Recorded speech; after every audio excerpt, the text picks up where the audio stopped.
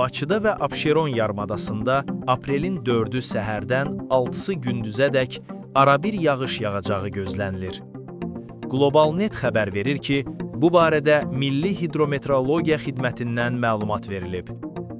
Yarımadanın bəzi yerlərində yağışın intensivləşəcəyi, 4-ündə gün ərzində isə qısa müddətə güclü olacağı, şimşək çaxacağı ehtimalı var.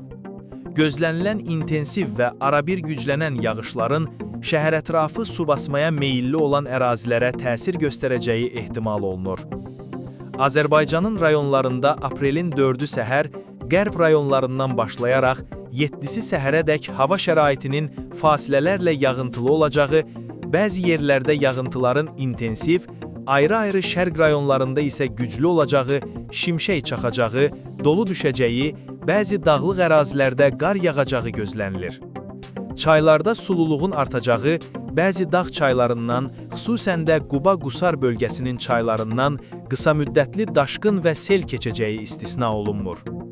Aprelin 4-7-sində gözlənilən yağıntılı hava şəraitindən sonra 7-si gündüz və 8-ində yağıntıda qısa fasilə yaransa da, 9-u gündüzdən yenidən yağıntılı hava şəraiti müşahidə olunacaq. Qeyd edək ki, aprel ayının 1-ci 10 günlüyündə ölkə ərazisində hava şəraiti dəyişkən, fasilələrlə yağıntılı keçəcək.